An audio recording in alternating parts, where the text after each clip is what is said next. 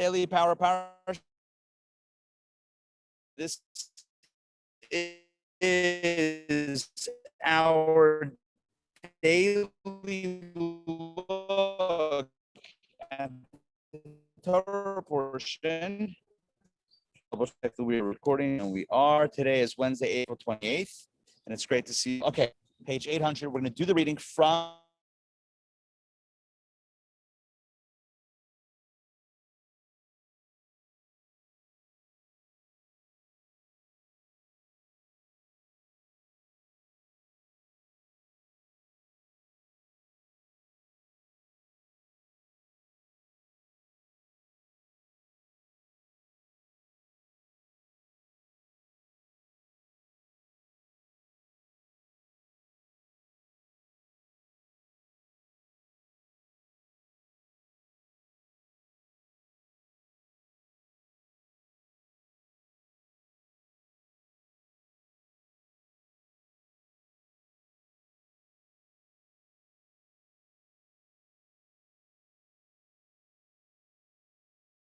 Today we're talking about the holidays, and that is the deal. So, page 801 in the English, chapter 23, verse 23, it says, God spoke to Moses, saying, speak to the children of Israel, saying, the 7th month, on the 1st of the month, there will be a Sabbath for you.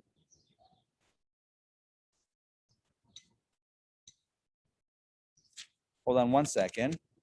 We're doing the wrong reading here. My bad. We're up to reading number 4. Clearly, we're on the wrong day. We're on the wrong reading.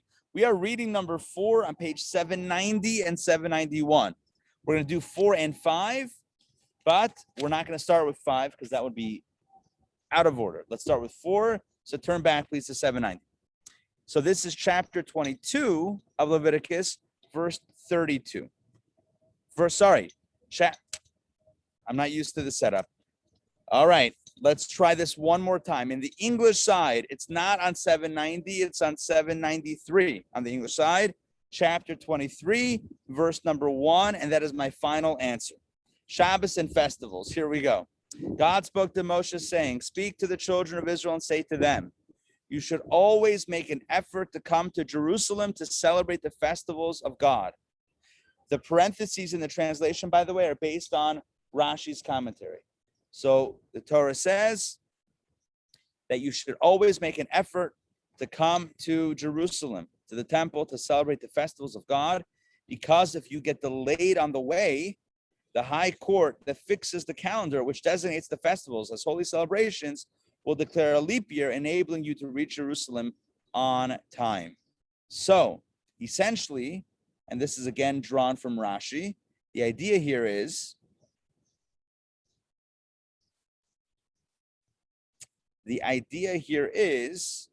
that there is a focus on the pilgrimage element of the festivals. In English, these are the Sollish, the 3 major holidays in Judaism are also called pilgrimage festivals. Why pilgrimage? Because we were meant to actually go in to the holy city, to Jerusalem, and kind of chill over there and celebrate the holidays together. So the Passover, Shavuot, which is coming up, and Sukkot. So not Rosh Hashanah, not Yom Kippur. Those 3 are the 3, not that Rosh Hashanah and Sukkot. Those are the 3 pilgrimage festivals. Okay. So here we go. The following, Elohim Mo'ado. The following are my festivals. Verse number 3 on page 793.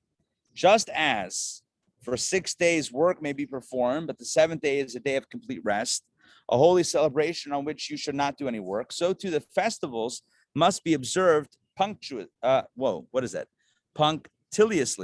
Is that a word even? Punctiliously? That sounds a little made up. I'm just saying, do we know what punctiliously? Does that mean yeah, totally. It's like a spelling bee word, right? I would imagine it must be also observed Precisely. That's what I'm assuming it means. As you observe a Sabbath to God in all the places where you live. So there's a correlation, there's a connection being drawn between Shabbat and the festivals. Just like Shabbat is a rest day, so too the festivals are rest days, days of where work is not to be done, with the exception of food prep. Food cooking and prep you're allowed to do on the festivals, but not on Shabbat. Yeah.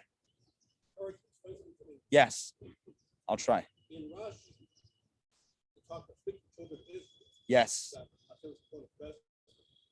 says, make the point of festivals so that Israel should be present. This teaches us that they intercalate a month in the year because of exiles who were uprooted from their place. To send festival, but it's just adding the extra month. Yes. Where does that come from? I don't understand that. In other words, where that comes from, Torah's Kohanim, that comes from the Midrash. The idea here is that it's so important that the Jewish people are able to go in for the festivals, that if the festivals are kind of, coming a little bit early or whatever in the wrong season, in addition to the fact that Passover needs to be in the spring, so you have to create leap years to make sure that happens, because the lunar year is 11 days short of the solar year. In addition to that, if it gets too early, if it gets out of season, then maybe the weather is not great or whatever, and people won't be able to go in to make the pilgrimage. So for the festival, and if that's the case, if people can't travel, then you're going to have to add the month in order to get it on the right time. So always the second Adar, yeah. But I think the core idea here is that it's kind of expressing how important it is back in the day that people would go into Jerusalem for the festival. And there's a lot of discussion about, the people that would come in and how busy it was, and how, one of the miracles, it says there were 10 miracles that happened in the times of the temple. It says one of the miracles was that no one ever said that it's too difficult for me to find a place to stay in Jerusalem. Well, it's kind of like that, right? It's kind of like that. No one ever said, I have no place to stay. I would love to come in, but there's no vacancies. There was always a place for someone to come in for the festival. You think about it, how many millions of people were descending on one city or in one area for the holiday? It's a tremendous amount of people. It reminds me in modern times of Crown Heights. I mean, pre-pandemic, when every other week it seems that there was a conference.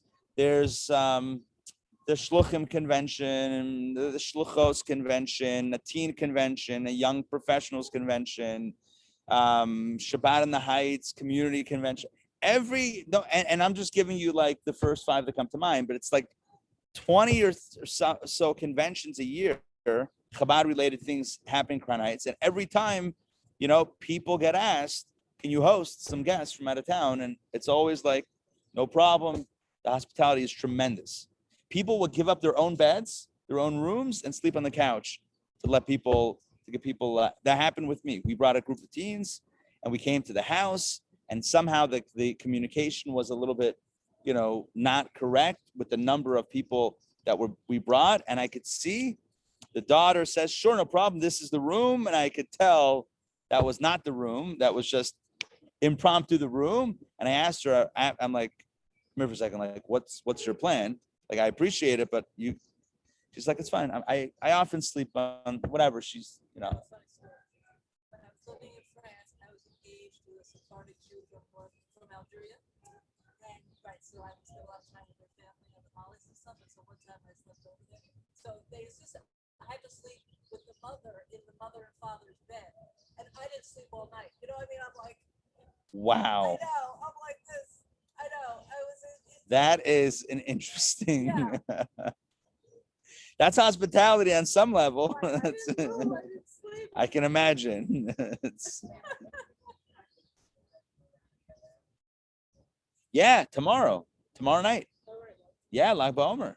Yeah, pilgrimage. Upsharon, yeah, Lag BaOmer is a big deal. We're actually having a unity event, a Zoom event with music and inspiration tomorrow night. We're going to be joining up with the Montreal Jewish community and doing an Atlanta, Montreal. An email's about to go out. It's kind of, we just put it together. Atlanta, Montreal, virtual Kumsitz, inspiration, Lag BaOmer tomorrow night at 8. Tanya's, the finale is being pushed till next week. Another week. Well, you want it done quicker? You don't want it done quicker. The finale. I was actually thinking, should we do the finale in person even? But whatever. I don't think everybody would be able to join, and so I think we'll keep it on Zoom. But anyway, back to this point. Yes, Lag BaOmer is a modern pilgrimage. There's also many people go for, I want to say, the high holidays to Uman. Yeah, Rav Nachman of Breslov. Yeah, is that Rosh Hashanah when people go? Rosh Hashanah. Why Rosh Hashanah specifically? Do we know? They leave their families.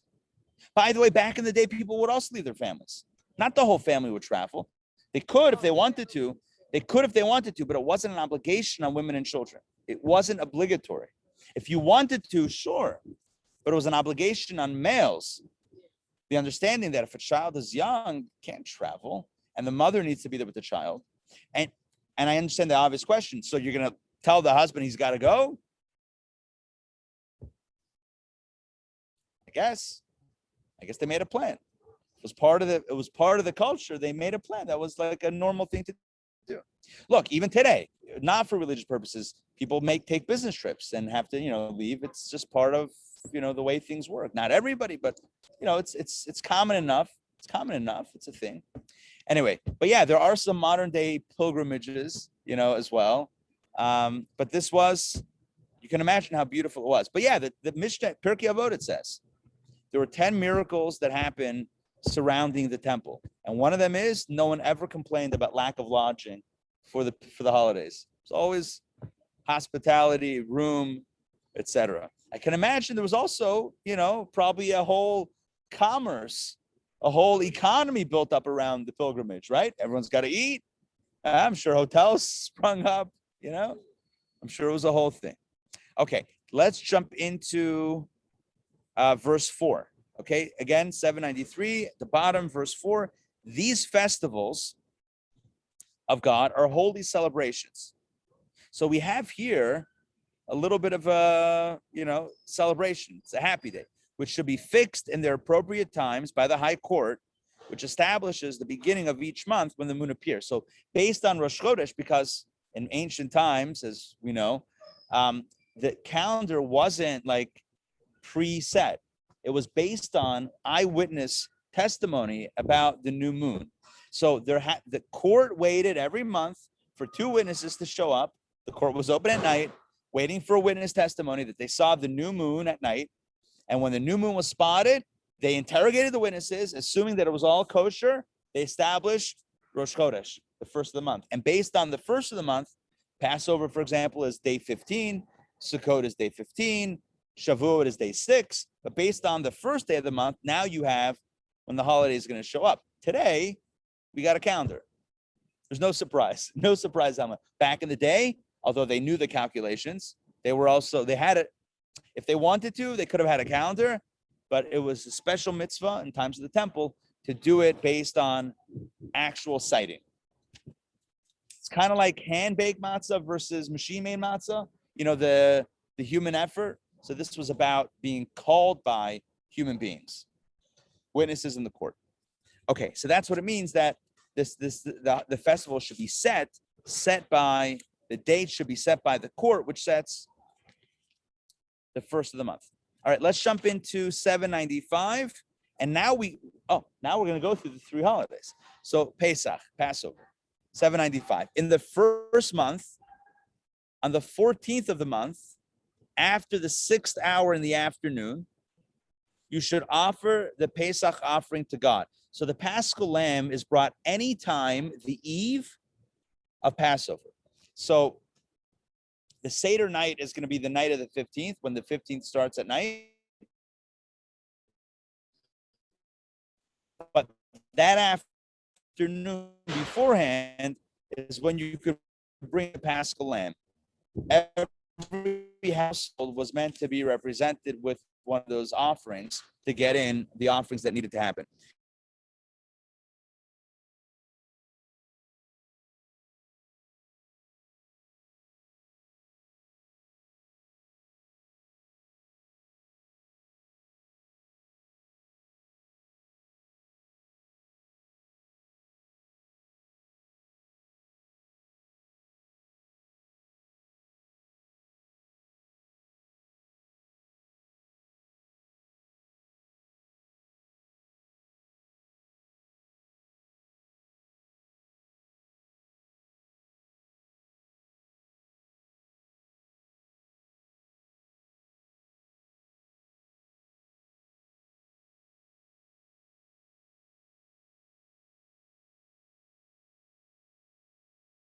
Kohen Gadol was going to sacrifice every one.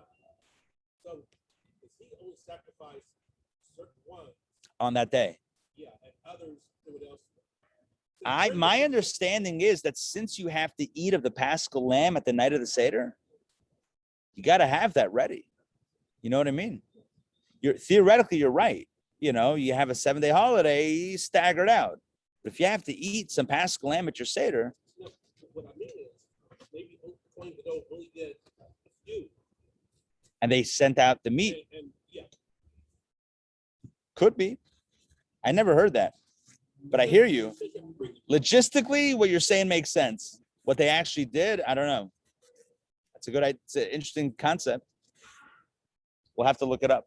Add it to our list of things to look up. All right, verse 6. On the 15th day of that month, right? That day is a festival of matzos to God. Right? Holiday of matzot, Pesach.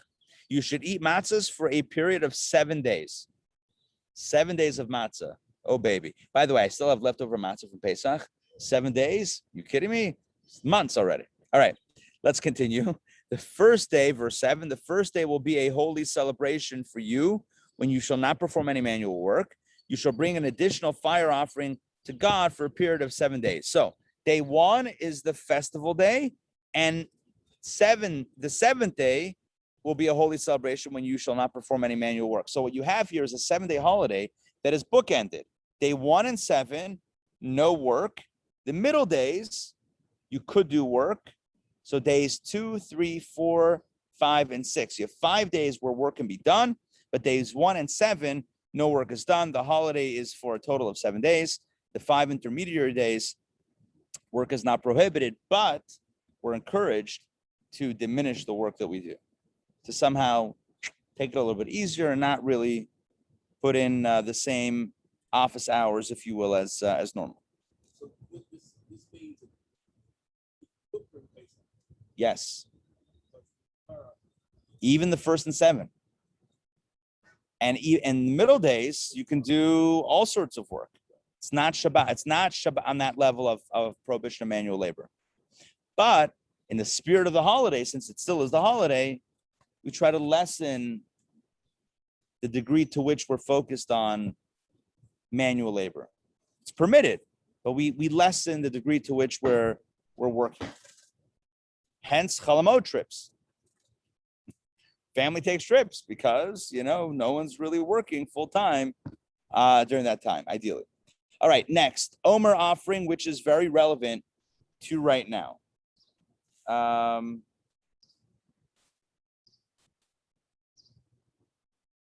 Okay, here we go. Just making sure no one's asking for any links. Okay, Omer offering, chapter 23, verse 9, middle of 795. God spoke to Moshe saying, speak to the children of Israel and say to them, here we go. When you come to the land which I am giving you. So this is a mitzvah that begins once they arrive in Israel. They had not yet arrived in Israel. This is still in the desert. So when you come into the land which I'm giving you and you reap its harvest, you should bring an Omer measure, which according to my little note here on the bottom is equivalent to 2.48 liters or 5.26 US pints. So if that means something to you, that's great. 2.48 liters. What's a liter? So that's a little more than half a gallon. 2.48 liters is about a half a gallon. So half a gallon of milk is like the typical larger milk jug, or is it the skinny one? So half gallon. Yeah. Half gallon is the skinnier one. Good. Yeah. Okay, good. Got it. So here we go. But that's liquid measure. Dry may be a little bit different, but either way, when you reap the new harvest, right? The harvest is coming in the spring around Passover time. So when you reap the harvest, you should bring an Omer measure from the first of your reaping to the Kohen, to the priest. He should wave the Omer backwards, forwards, upwards, and downwards. We spoke about that in the past. The idea of relationships with others and with God has its ups and downs, forward and backwards, closer, less close. The idea is the commitment, no matter what, to be in it. So you should wave the Omer before God so that it will be accepted by God on your behalf. The priest kind of similar, but it's only 4 directions. The lulav, we do 6. This is back, forward, up, and down. So the missing is side to side. Maybe that they threw that in just the shake. I don't know. So, but it's what is it called? It's called the henif, the tenufa, the waving, the wave offering. And the priest, the Kohen, should wave it on the day following the first day of Pesach, the first rest day of Pesach. In other words, you bring the Omer you bring this offering not on day 1 of Passover, but the next day, day 2. So that's why we start counting the Omer, not the first night of Passover, but the next night, night 2. Let's continue verse 12. On the day that you wave the Omer, second day of Passover, you should offer up the following offerings as its accompaniment. A perfect unblemished lamb in its first year is a burnt offering to God.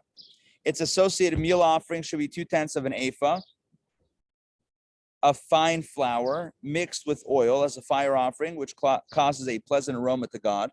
So that is equivalent to 4.96 liters or 10.52 US pints. Okay. It's associated, and also bring with this wave offering, this Omer offering, it's associated wine libation, which should be a quarter of a hin of wine, which is equivalent to 1 liter or 2.19 US pints. A liter of wine. How much is a typical bottle of wine? Do we know how much that is? What's a 1/5 of a gallon? No, what is 1 liter?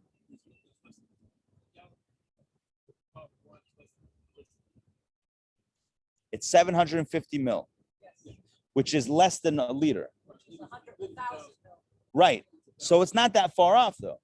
Ah, good. So I have a visual. So imagine like a little bit of a larger size of a bottle of wine. Passover portion, 4 cups plus a wine. That's right. Perfect. Anyway, you need a bigger bottle of wine. No big deal. So it'd be cool if they made bottles that were perfectly, I'm sure they did, right? Bottles that would have the requisite amount. So anyway, that would be the libation. You would pour it along with the offering of this Omer. But Chabad, you have to add extra, Overflowing. God, you wanted a quart of a hin? And then some, a little extra. All right, verse 14 at the bottom of 795. You should not eat bread. Oh, definitely not. Passover. No bread, parched grain flour, or parched kernels from the new crop until this very day, until you bring the Omer offering for your God. Oh, that's something else. This is saying basically the new crop is prohibited. Forget Passover. In general, let's say the crop comes in a week before Passover. You cannot harvest it and make bread from it or use it or make pancakes until this Omer is brought. That's what triggers the permissibility for the entire crop in the land of Israel, the new crop, to be eaten. Does that make sense? Private consumption from the new wheat crop, is only permitted after the Omer offering is brought in the temple on day 2 of Passover. Which means that if you want to bake matzahs, it's got to be from the flour that was produced from the wheat from last year's crop. Are you with me on this? Yes? Let's make it simple. We are in the year 2021. I knew that without looking. We're in the year 2021. We just had Passover. Passover was what? March this year? March 25th? 27th? Okay, good. So let's say March 1st. Let's just say March 1st in Israel, wheat started growing and you can cut it down and make some bread. 3 weeks before Passover, no big deal. You're not allowed to back in these times. Why? Because the new crop has not been green lighted. When is it green lighted? When you bring the wave Omer offering from this new crop, right? That's when it becomes permitted.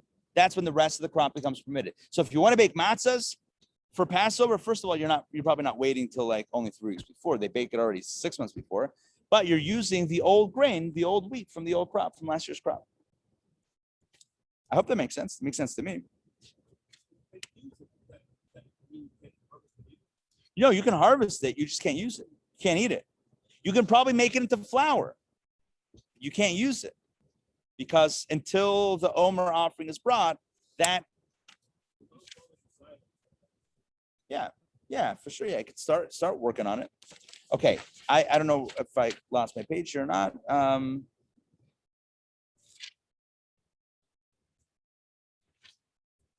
Hold on.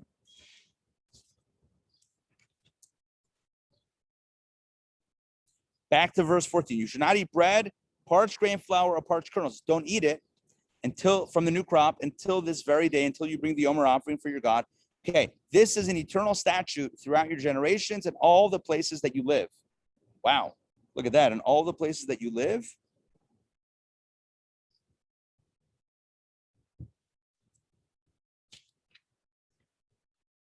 Got it. Yeah. Rashi says there's a big dispute amongst the great sages. Some say that Chadash, the prohibition of the new grain until after Passover, that prohibition is binding everywhere in the diaspora as well. Some say no, it means only in Israel, but in all the places that you live means until you settle all the places in Israel. In other words, the mitzvah of Chadash, or the prohibition of eating from the new grain until you bring the Omer offering, only kicks in once Jews settle the entire land of Israel, all the places that you live. Doesn't mean outside of Israel. According to this commentary, it means, or according to this opinion, it means inside of Israel. But the first people that settle, that have farms, that have crop, still wouldn't have the prohibition until everybody is settled in the land. So it's not one farm, it's all the farms. Okay, let's continue 797, counting the Omer and Shavuot, which is very timely. From the day following that first rest day of Pesach, the day you bring the Omer as a wave offering, you should count for yourself 7 weeks. That's what we're doing, right? So from the day, which again is the second day of Passover, that you bring the wave offering of the Omer, you start counting day 1, day 2, day 3. Now it's awkward because you're literally counting day 1 from the second day of Passover. So if you're counting Passover days, it's day 2. But you're not counting Passover days, you're counting Omer days, and that is now day 1. Day 2 of Passover is day 1 of the Omer. And you count 7 weeks. When you count them, back inside, when you count them, they should be perfect, which means that there should be 7 complete weeks. And that means also that the 49th day needs to officially conclude. Shavuot does not begin until it's dark after nightfall on day number 49. So in some communities, in order to make it easier to do the night learning on Shavuot, they start 8 o'clock, but it's not yet the holiday. Specifically, you could take in Shabbat early. You can take in some occasions you can take in early. But Shavuot, the Torah specifically says they need to be perfect, i.e. they need to be full days of counting, which means you can't count 48 3/4, 48 days and 22 hours. You got so close. That's why we start learning here at 10:30 at night. It's more difficult, but we're waiting. You can't start the holiday until nightfall. Nowadays, what is it? 9 o'clock, 8:39, something like that. So you got to eat a quick meal and then you study. Anyway, that's just some of the logistics here with the timing. Let's continue verse 16. You should count up until, but not including 50 days, i.e. the day following the 7th week. On the 50th day, which is Shavuot, that's the next holiday that's coming up, you should bring the first meal offering from the new crop to God. So you brought before on Passover, second day of Passover, you brought the Omer offering, which is from flour. You brought the wheat you brought the wheat offering. Now you're bringing the first meal offering. And the meal offering essentially is brought of barley, I believe. Okay, so that is the Shavuot offering. 17, verse 17. From the places where you live, the land of Israel, you should bring bread that is designated for a higher purpose. 2 loaves made from 2/10 of an ephah. Again, 10 pints for 5 liters or so. They should be made from fine flour, and they should be baked leavened, since they are the first meal offering to God. I'm sorry, it seems like it's just flour. It doesn't specify. Either way, you're baking them as loaves of bread. This is, Rashi says barley. oh, it is barley. Rashi says this for the new meal offering. That it is the first meal offering which brought from the crop, and if you say, seeing out that the meal offering that Omer offered, answered Omer is not like all the other meal offerings when it comes to the crop. Nice. Okay. Well, there you go. So I was right. Yeah. So the question is, but the loaves that you're baking from fine flour, is that barley flour, or is that in addition to the barley that's brought? Maybe you bring from the barley and then you accompany it with loaves. Yeah, menachot. Yeah, it's one of the Talmudic tractates. It is new in that it's not new. It's Yeah. new in that it is the first meal offering of wheat for the new crop. It says wheat. So I don't know. There's barley and wheat here. All right. Yes, so barley, wheat, it's a party. It's a party. Let's continue verse 18. You should offer an association with the bread 7. This is a big deal. 7 perfect unblemished lambs in their first year, 1 young bull and 2 rams. These should be a burnt offering to God, along with their associated meal offerings and wine libations. It is a fire offering causing a pleasant aroma to God. That is what is brought on Shavuot, day number 50, from the count of Passover. Let's continue, page 799 verse 19. You should offer up 1 male goat as a sin offering and 2 lambs in their first year as a peace offering. It's a lot of animals. The priest should wave the 2 lambs with the first meal offering bread as a wave offering before God. This should be done while the 2 lambs are still alive. Wow, they're lifting up lambs. I guess in their first year, a little baby lamb, like Mary's. Right? Didn't Mary have a little lamb? Yeah, I'm pretty sure. I think I held a lamb. I think I've told you this. I held a lamb.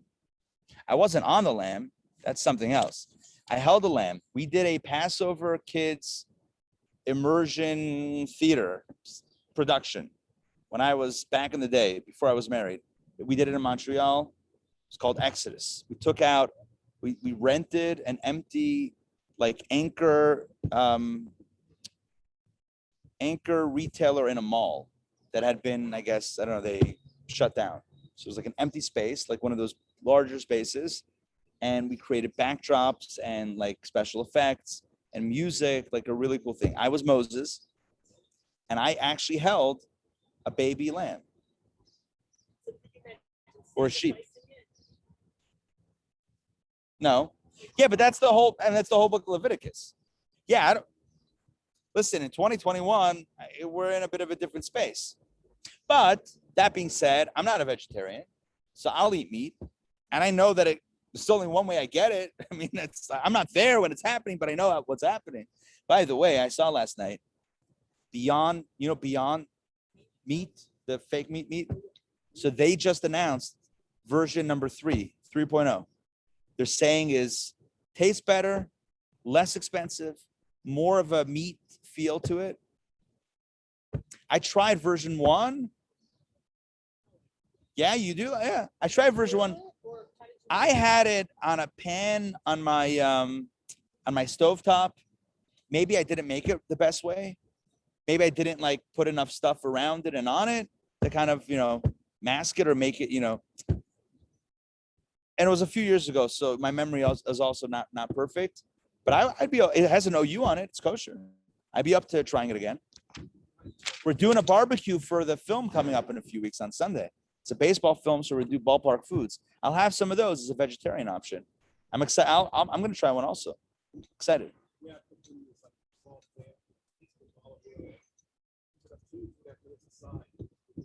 I think that's what I did also. Yeah. And it's good. Look, the price, honestly, they're saying the price is coming down. The quality, it's getting closer to the a meat style, whatever, if that's whatever that means. It's interesting. You get it. You get it. I got it in Costco. I was shocked. I'm like, it's kosher? Yeah. Now, veggie burgers have been around for a while, but they were never pretending to replicate meat. It was always like, and I like veggie burgers. I have some good ones at Trader Joe's that I love. But this one is supposed to be more of a meat experience. Look, at some point, it'll be interesting. Between lab-grown beef, which we've talked about, and the jury's still out on that. The jury's still out on that as far as halacha. It's complicated. I know, right? If it's parav, if it's not really meat, then you could put cheese on it, no problem. Well, you could for sure put cheese on this one. But you have to cook it on a non-meat skillet or grill. Unless parav cheese. Yeah, but then if you have not real meat and not real cheese, then what have you gained? It's not real meat, not real cheese. Then you're not even living life at that point. Anyway. Interesting. Cool. Nice. Right. Nice. All right. Back inside. So either way, there's a lot of animals happening. Oh, lambs and being lifted up and then shechting them, etc. Okay. Next, verse 21. You shall proclaim this very day. What very day? Shavuot. It's not mentioned by name, but that's where day 50 is Shavuot. You shall proclaim this very day as a holy celebration for you. You shall not perform any manual work. This is an eternal statute in all the places that you live throughout your generations. Good. Next. Good question. Why is there a tradition to have dairy foods on our Shavuot party this year? I think it's on a Monday afternoon. Is called Thou Shalt Eat Ice Cream or Cheesecake or something like that. Like a play off the commandments, whatever. So why dairy? It's become Jewish tradition, not biblical tradition, but post-biblical Jewish tradition to eat dairy specifically. So there are many reasons. If I'm not mistaken, there's a rabbi who wrote a book with like 101 reasons for it or something like wild like that. One reason is that chalav, which means milk or dairy in Hebrew, the gematria of chalav, the numerology is 40. Let's do the math together. Chalav, ches is 8, lamed is 30, and bet is 2. 8 plus 30 plus 2 is 40, right? 40 is associated with Torah because Moses was on Mount Sinai for 40 days and 40 nights. Boom. So 40, okay, that's maybe a stretch. It also says that when they stood at Sinai and got the laws and got the 10 commandments, they also got the laws of kosher. And essentially, the laws of kosher required them to do all sorts of things that they were not doing up until then, which means that on that day, there was no meat consumption because they had to get the right knives and had to slaughter and salt and take out the blood. There's a lot of stuff that had to happen. So on the day of Shavuot, that original day of Sinai revelation, they did not eat meat. They ate only dairy or beyond or whatever it was that they had that. So to commemorate that, we eat dairy. Okay, back inside. Verse 22, 799, chapter 23. When you reap the harvest of your land, you shall not completely remove the corner of your field during your harvesting, which we explained before. Since this should be left for the poor, nor should you gather the individual stalks of your harvest that have fallen. You shall leave them for the poor man and the convert. I am God, your God. So think about the person who may not have, and be generous as a farmer. So not only are you bringing the first of your wheat and the barley and these offerings when the new crop comes in, Passover time, but you're also leaving intentionally spaces in your field for people that need to take. Yeah, go for it. Rashi says, when you reap, before return to and repeat the commandment, leave aside a corner of the field of wheat, transgress 2 negative commandments over them. Remember, the first is we had that before. The first is right. The second is to not gather the gleanings. Right. Okay. Well, you're saying it's because it's a I think so. I think it's because we said it already a few days ago. We had it there as well. Or last week in Kedoshim, I think we had it. Yeah. Nice. Basically, God wants to hit us up with two. You violated both. It's like, the cop pulls you over. It shouldn't happen, right? But if I tell you, I repeated it. still did it, cannot, very disappointed. I got pulled over. This is a confession time. I got pulled over a few years ago in the neighborhood. I was at a corner at a stop sign. I pulled out my phone to check it, and then I continued the turn with a device in hand. And the guy pulls me over. Do you know why I pulled you over? I actually wasn't sure. He said, because you were holding your cell phone. I said, not bad. He's like, writes the ticket up. It is what it is. Then he says, I hope you have a better day. That was his line. I hope you have a better day. I'm like, you know what? That's actually a good blessing. I hope that this is the worst thing that happens. All right. Next, verse 20. I actually want to continue. Let's do Rosh Hashanah and Yom Kippur. Let's do two more holidays while we're at it. 801, page 801, 23:23. This is what I was trying to do before for some reason. All right. God spoke to Moshe saying, speak to the children of Israel saying, in the 7th month, which is what we call the first, on your Jewish calendar, 7th month is going to be the first month, Tishrei. But it's 7th from Passover. In the 7th month, on the first of the month, there will be a Sabbath for you. In other words, a day of prohibition of work, when you will recite verses that recall the binding of Isaac and that mention the blowing of the shofar, a holy celebration. We call this Rosh Hashanah. You shall not perform any manual work. You shall offer up a fire offering to God. So Rosh Hashanah is a day of recalling Abraham's commitment to God, the binding of Isaac. If we need any merits, we say to God, in case we're not 100% where we're at, don't you remember Grandpa Abraham? He was the bomb. You loved him. So, all right, we do a little family mention, and we also sound the shofar. Let's continue. Yom Kippur, Day of Atonement. God spoke to Moshe saying, on the 10th of the 7th month is a day of atonement, but it will only atone for those who return to God. So we still have to put in some elbow grease, so to speak, some tshuva action to get the atonement. No free ride. It will be a holy celebration for you. You must afflict yourselves, which I think we said last week. When did we say this? Includes 5 prohibitions. The idea of no eating or drinking, no bathing or washing, no anointing of oils, no wearing leather shoes, and no intimacy. Those are the 5 afflictions or prohibitions of Yom Kippur. And offer up, back in temple times, a fire offering to God. Verse 28, you shall not perform any work on that very day, for it is a day of atonement, for you to be atoned before God your God. For any person who does not afflict himself on that very day will be cut off from his people. This means that if any person will perform any work on that very day, I will destroy that person from among his people. Again, we spoke about this last time. It's a spiritual thing, and the idea is it's important. It's emphasizing the importance of Yom Kippur. You shall not perform any work. This is an eternal statute throughout your generations in all places that you live.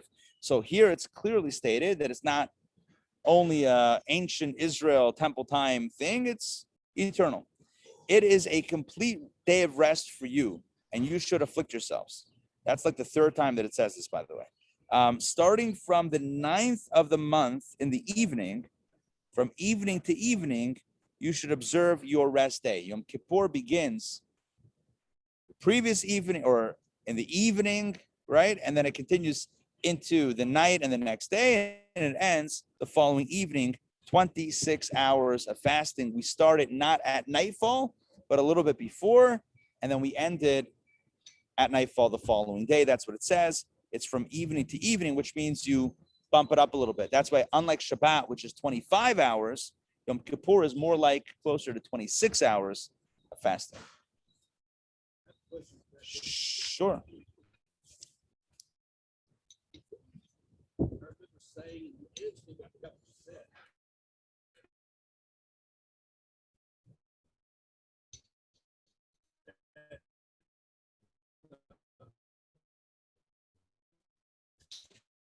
I will likely have forgotten also. Just saying.